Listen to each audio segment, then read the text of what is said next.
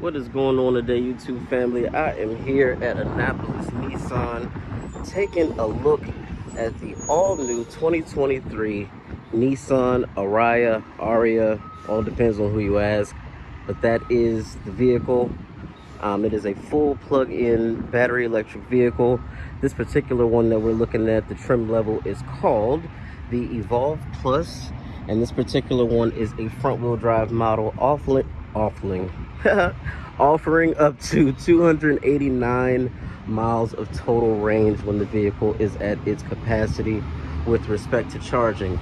So I'm just going to do a full walk around of the vehicle. We're going to take a look at the inside, go over some of the features as well, and try not to get interrupted too much by this Mack truck.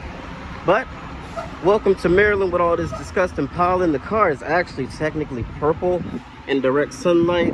It's also got a green tint to it if you're not in direct sunlight, so it's a really nice metallic color changing sort of paint, but really nice to look at so far. We're gonna go ahead and hop on the inside and check that out. Make sure you like and subscribe. I'll catch you in a second. So starting out, this is the key to what Nissan has always sort of used, but it is a little bit fancier. Got a little bit of trim on it. It does, of course, have passive entry, lock, unlock, remote hold for the power lift gate. It does have power folding mirrors, and of course it does have the panic button. It does have 4-door passive entry, so these little lines here, that's what you touch to lock the car. It's already locked, so it didn't have any response. When you want to unlock, you just touch behind the handle and that will open the vehicle for you. So really nice trim on this one. It's got a black and sort of cream combination. You got 2-person memory, of course your power folding mirrors. I do like the new Nissan switch gear. They are definitely heading in the right direction with respect to interiors. This is all very, very soft. And what this really reminds me of, guys, honestly, is a slightly smaller and electric only Nissan Murano. You know, they could have easily called this the Murano E, and I think they could have gotten away with it. Got some pretty interesting looking copper trim here on your vents that does carry all the way across. You got 2 wide LCD displays here that's made to look like it's one bezel, but it's not. Let's go ahead and close up this door. Sounds pretty good. Definitely sounds pretty good. Go ahead and start the vehicle up or power it on. So really nice, clear gauges. I love the font. The font looks really good.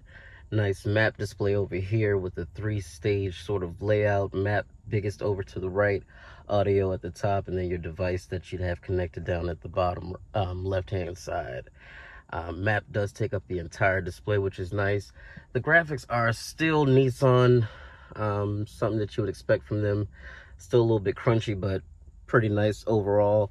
This car does have automatic wipers, automatic headlights, high beams. It's got all the driver's safety systems that you would expect it to have.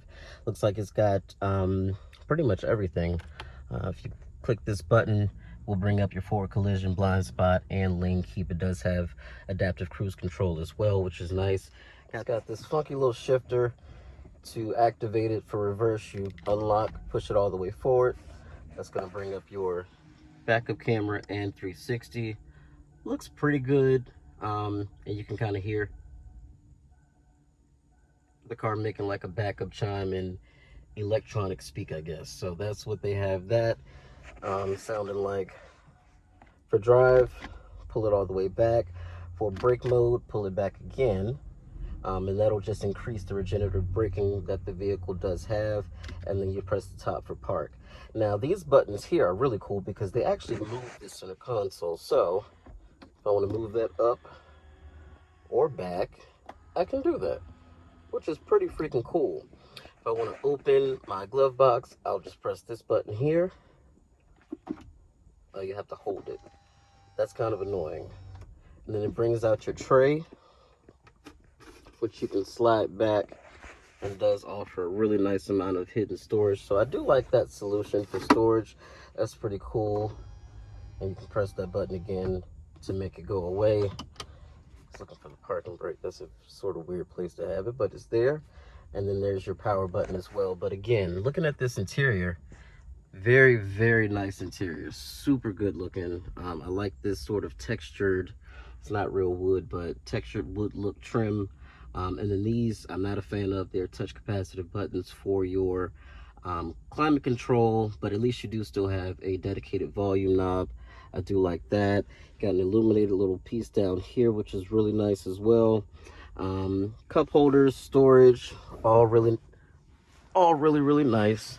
You do have a panoramic sunroof, and it actually does, unlike most vehicles in this segment, it actually does open. So that's nice. That's a really good feature.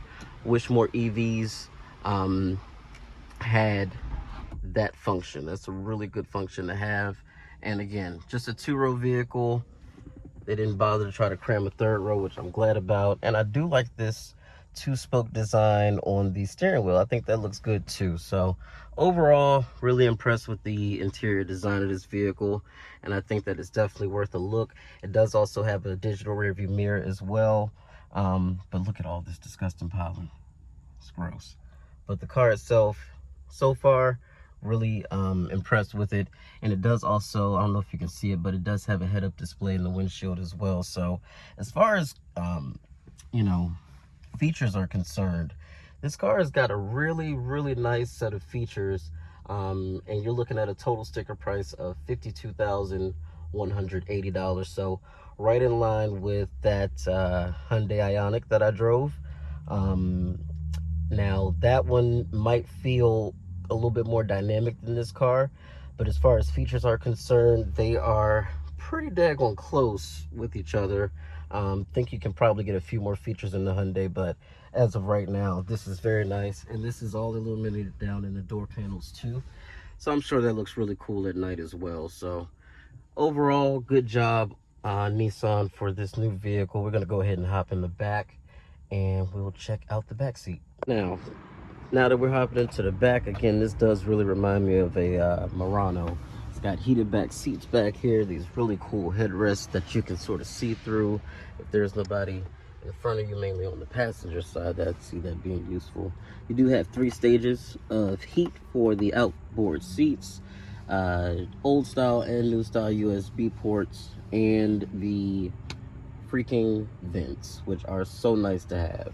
No climate control for them. It's going to be whatever is set up there, but it is at least nice to be able to cool off or heat up the back of the car a little bit quicker. Headroom back here I could see being sort of an issue, especially with this dished down part for the clearance for the panoramic roof. So if you are, I'd say, over, I don't know, 5'11", 6 foot, this might become a challenge for you, but everybody under that, you should be okay. You do have, these are of course man-made synthetic leatherette material.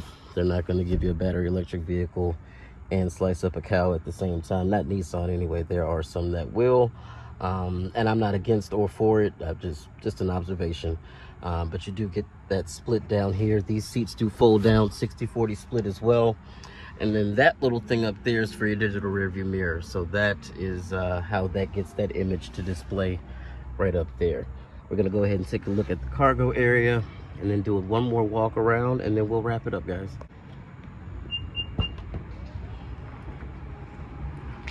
I love a fast moving tailgate. There's something about it that just really gets me going. So it looks like you got a nice illuminated cargo area back here. Like I said, you do have 60-40 folding seats, some storage underneath, some storage on the side. I do believe that you can put all of this down into here, yep, to create a floor. So you do have more storage back here as well. So storage solutions, again, really good in this car. You do have the ability to lock it or close it from back here. I'm just gonna go ahead and close it. And I gotta say, this is probably one of the fastest moving tailgates that I've seen in the industry. So I really like that. These tail lights are also super cool. Really, really nice, actually. The closer you get, the more you can see the detail in them. Very nice tail lights. Sort of giving me the Jaguar F-Pace right here. Giving me some Toyota Venza. A couple of those sorts of cars. But overall, looks really good. Let me go ahead and turn on the hazard so you can see the back real quick. Now they are super low on inventory, which I understand with respect to this vehicle. So don't want to go ahead and put a bunch of miles on it or put any extra miles on it for the potential new owner. So definitely going to respect that, but the car looks phenomenal. And we do have a Murano as well. That's our other car. My wife had been looking at this. She does like this, so this might be an option. I'm really not too sold on the whole electric car thing, if I'm being honest, but she seems to like it, so we'll see. We will see. But in the meantime, guys, I want to thank you for joining me. Let me know what you think about the Ariya, whatever you want to call it, in the comments. And we'll catch you later, guys. We really... Aw, you got a little song for me? I like that. That's cool. It's kind of Hyundai-esque, but still pretty cool. Nice, solid sounding doors. You know, as car reviewers love a solid sounding door. And these look like covers for aerodynamics, so I think if you take these covers off, those wheels underneath actually do look pretty damn sweet. Again, I want to thank you guys for joining me today. Let me know what you think of this vehicle in the comments. Let me know if you think it's worth coming back, if they get more to test drive one. And I'll catch you in the next one. Peace out.